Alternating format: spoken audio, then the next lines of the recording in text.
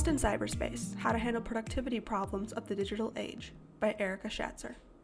Similar to other industries, the self-storage industry reliance on technology and the internet is intensifying. Self-storage facilities across the country are adopting cloud-based property management software, online reservations / payment options on advanced websites, wireless door alarms, mobile entry systems, electronic leases / signatures, and more in an effort to remain competitive and offer conveniences that the tenants desire. While there are upfront costs associated with implementing these high-tech features, they can help storage operators save both time and money in the long run. For example, the internet has enabled self-storage businesses to reach more clients without having to break the bank on costly advertisements. Through social media, email, custom websites, and the like, self-storage facilities have been able to reduce their marketing expenses and increase the effectiveness of their efforts with messages tailored to their intended audiences. In addition, thanks to informative websites that list street rates, specials, and amenities, oftentimes managers can shop the local competition without having to make a phone call or even leave the office. Despite the numerous benefits, which include streamlining operations by creating efficiencies, technology can actually put a dent in productivity.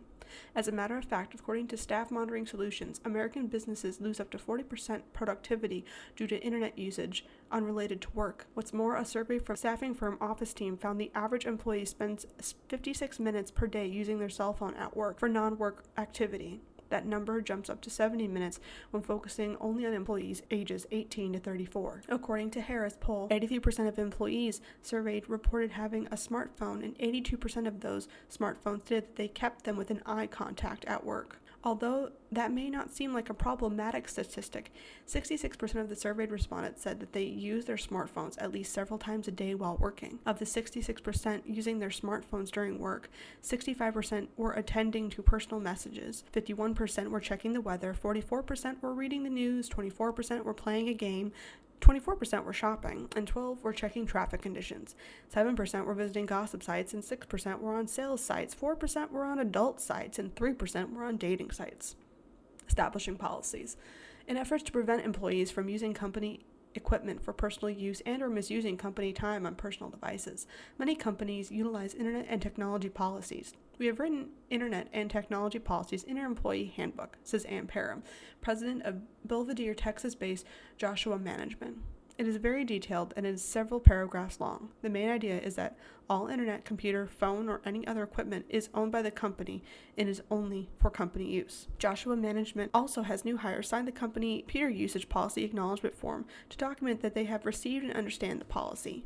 The company policy states, I acknowledge that all electronic communication systems and all information received from, transmitted by, or stored in these systems are and will remain Joshua Management's property.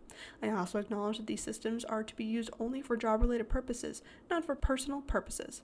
I have no personal privacy right or any expectation of privacy in connection with my use of this equipment, or with the receipt, transmission, or storage of information in Joshua Management equipment. I agree not to access a file, use a code, or retrieve any stored communication unless I am authorized to do so. Further, I agree to disclose messages or information from electronic communication systems only to authorized individuals. I acknowledge and consent to Joshua Management's monitoring my use of this equipment at its discretion at any time. Joshua Management monitoring may include printing out and reading all electronic mail leaving, entering, or stored in these systems.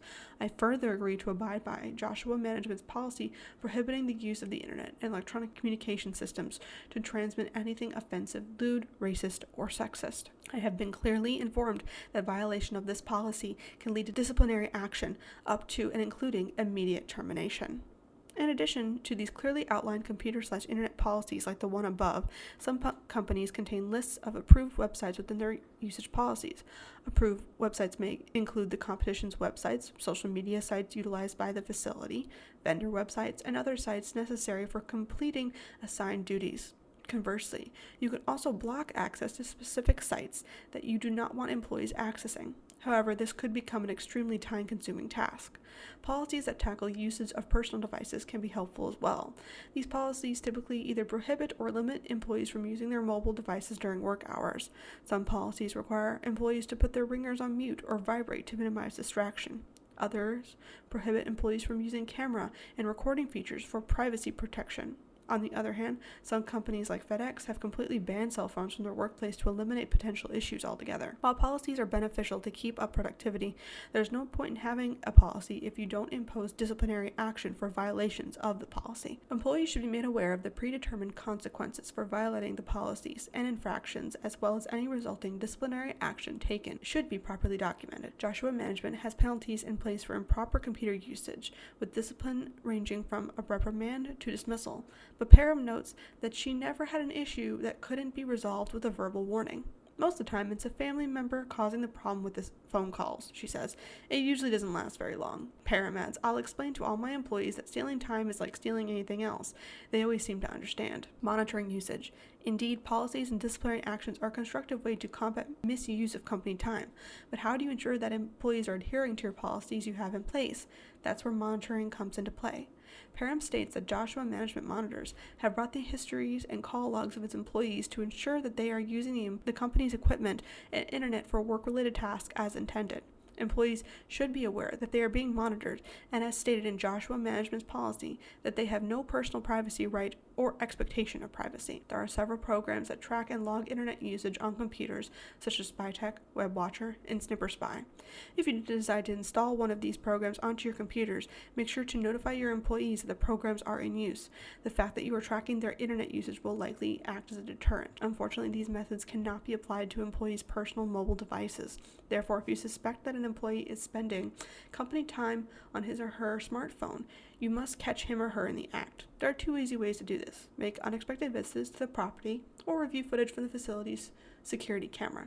Then, approach the employee with a plan to correct the issue based on your company's policy. For employees who seem inclined to sit and surf, Parham suggests finding a ways to get them away from their desk. Make them a list of something else to do. Get them out on the property, cleaning units, etc. Here are two ways to keep your staff focused on their duties. 1. Schedule breaks. Work with your employee to establish reasonable breaks during which time they can use their mobile device or computers for personal use. For example, an employee who might work an 8-hour shift could have a 15-minute break in the morning and a half-hour lunch break and a 15-minute break in the afternoon. Obviously, the duration and frequencies of breaks will vary depending upon the employee's schedule and shift. Reward performance. Many self-storage companies have a bonus programs placed for managers to encourage them to reach their sales goals. A similar concept could be created and implemented to motivate employees to complete their daily tasks without being distracted by the internet. As suggestions, employees who finish all their daily duties could leave a half an hour early one day of the week or be treated to a free lunch. Figure out what will motivate your employees to be the most productive employee they can possibly be